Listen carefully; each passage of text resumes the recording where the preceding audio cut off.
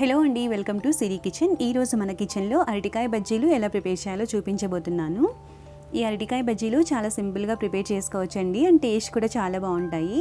కొంతమంది పిల్లలు మిరపకాయ బజ్జీలు కారంగా ఉంటాయని తినడానికి ఇష్టపడరు కదా, అలాంటి పిల్లల కోసం ఈ విధంగా అరటికాయలతో బజ్జీలు చేసి పెట్టండి. చాలా బాగా ఎంజాయ్ చేస్తూ ఇష్టంగా తింటారు.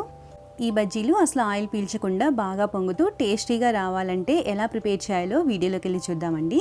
సో ఇంకా లేట్ చేయకుండా ప్రాసెస్లోకి వెళ్ళిపోదాం. ఈ అరటికాయ బజ్జీని ప్రిపేర్ చేయడానికి ముందుగా శనగపిండి బ్యాటర్ని ప్రిపేర్ చేసుకోవాలండి. దీనికోసం ముందుగా ఒక బౌల్ తీసుకొని ఇందులోకి 2 కప్పుల జల్లించిన శనగపిండిని తీసుకోవాలి. తర్వాత రుచికి సరిపడా సాల్ట్ వేసుకోండి. ఒక పావు టీ స్పూన్ వంట సోడా వేసుకోవాలి. అలాగే 1/2 టీ స్పూన్ కారం, 1 టీ స్పూన్ క్రష్ చేసుకున్న వామును వేసేసుకొని వీటన్నింటినీ పిండిలో బాగా కలిసేటట్టు ఒకసారి అంతా బాగా కలుపుకోవాలి.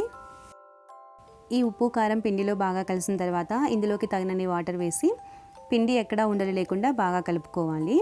మొత్తం వాటర్ ఒకేసారి వేసేస్తే పిండి ఉండలు కడుతుంది. కాబట్టి కొద్ది కొద్దిగా వాటర్ని యాడ్ చేస్తూ పిండిని మరీ గట్టిగా కాకుండా అలానే మరీ లూజ్గా కాకుండా మీడియంగా ఉండేటట్టు కలుపుకోవాలి.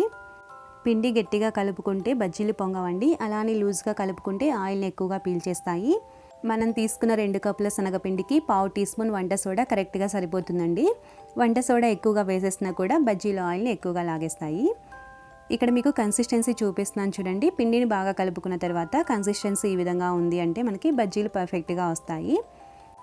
ఇక్కడ బజ్జీలు వేసుకోవడానికి శనగపిండి బ్యాటర్ రెడీగా ఉందండి. ఇప్పుడు ఈ పిండిని మూత పెట్టేసి పక్కన పెట్టేద్దాము. తర్వాత బజ్జీలు వేసుకోవడానికి ఇక్కడ నేను 3 అరటికాయలు తీసుకున్నానండి. వీటిపైన ఉన్న చెక్కుని లైట్గా పీల్ ఆఫ్ చేసేసుకోవాలి. ఇక్కడ చూపిస్తున్నాను చూడండి. ఈ విధంగా లైట్గా పీల్ ఆఫ్ చేసేసుకున్న తర్వాత ఈ అరటికాయకి మొదలు చివర్లు కట్ చేసుకొని వీటిని రౌండ్గా స్లైస్ లాగా అయినా కట్ చేసుకోవచ్చు, లేదా ఈ విధంగా చిప్స్ స్లైసులు ఉంటే పొడవుగా అయినా కట్ చేసుకోవచ్చు. అది మనకి ఎలా వీలైతే ఆ విధంగా కట్ చేసుకోవాలి.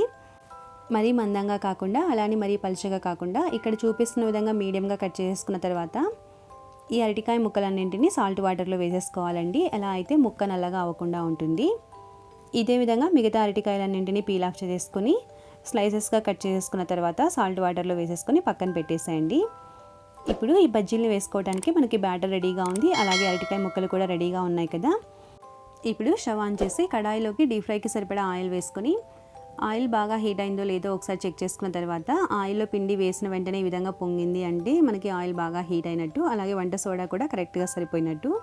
ఇప్పుడు ఒక్కొక్క అరటికాయ ముక్కను తీసుకొని పిండిలో ఈ విధంగా 2 వైపులా బాగా డిప్ చేసిన తర్వాత ఎక్స్ట్రాగా ఉన్న పిండిని గిన్నెకి అంచుల వెంబడి ఈ విధంగా కట్ చేసుకొని ఆయిల్లో స్లోగా ఒక్కొక్కటిగా డ్రాప్ చేసేసుకోవాలి. ఆయిల్ బాగా హీట్ అయిన తర్వాత ఫ్లేమ్ని మీడియం ఫ్లేమ్కి అడ్జస్ట్ చేసుకున్న తర్వాత బజ్జీలు వేసుకోవాలి. ఫ్లేమ్ హైలో ఉండగానే బజ్జీలు వేసేస్తే పైన కలర్ వచ్చేస్తాయి, కానీ లోపల అరటికాయ పచ్చిగా ఉంటుంది. అలాగని లో ఫ్లేమ్లో పెట్టి వేసేస్తే ఆయిల్ని ఎక్కువగా పీల్ చేసే ఛాన్సెస్ ఎక్కువగా ఉంటాయి. కాబట్టి ఫ్లేమ్ని మీడియం ఫ్లేమ్కి అడ్జస్ట్ చేసుకున్న తర్వాత బజ్జీలను వేసేసుకొని 2 వైపులా ఈవెన్గా గోల్డెన్ బ్రౌన్ కలర్ వచ్చేంత వరకు బాగా ఫ్రై చేసేసుకోవాలి. ఇక్కడ చూపిస్తున్నాను చూడండి. ఈ విధంగా బాగా కలర్ వచ్చిన తర్వాత ఆయిల్లో నుంచి తీసేసి ఒక ప్లేట్లోకి వేసేసుకోవాలి. ఇదే విధంగా మిగతా అరటికాయ ముక్కల్ని కూడా పిండిలో బాగా డిప్ చేసిన తర్వాత ఆయిల్లో ఒక్కొక్కటిగా స్లోగా డ్రాప్ చేసుకోవాలి. రెండో వాయి వేసే ముందు కూడా ఆయిల్ని బాగా హీట్ చేసిన తర్వాత ఫ్లేమ్ని మీడియం ఫ్లేమ్కి అడ్జస్ట్ చేసుకొని బజ్జీలు వేసేసుకొని 2 వైపులా ఈవెన్గా ఫ్రై చేసేసుకున్న తర్వాత ఒక బౌల్లోకి తీసేసుకుంటే ఎంతో టేస్టీగా ఉండి అసలు ఆయిల్ పీల్చని బాగా పొంగి ఉండే అరటికాయ బజ్జీలు రెడీ అయిపోతాయి. ఈ విధంగా చేసిన అరటికాయ బజ్జీలు పిల్లలే కాదండి, పెద్దవాళ్ళు కూడా చాలా ఇష్టంగా తింటారు. శనగపిండిలో వాము వేయటం వలన జీర్ణక్రియకి ఎటువంటి ప్రాబ్లం ఉండదు, కాబట్టి హ్యాపీగా ఎవరైనా తినేయచ్చు. సో ఈ రెసిపీ మీకు నచ్చినట్లయితే తప్పకుండా లైక్ చేసి అదేవిధంగా ట్రై చేసి ఎలా వచ్చిందో మీ వాల్యుబుల్ ఫీడ్బ్యాక్ని నాకు కామెంట్ రూపంలో తెలియచేయండి. ఇలాంటి మరిన్ని ఈజీ అండ్ టేస్టీ రెసిపీస్ కోసం మన ఛానల్ని సబ్స్క్రైబ్ చేసుకొని పక్కనే ఉన్న బెల్ ఐకాన్ని క్లిక్ చేయండి. Thanks for watching.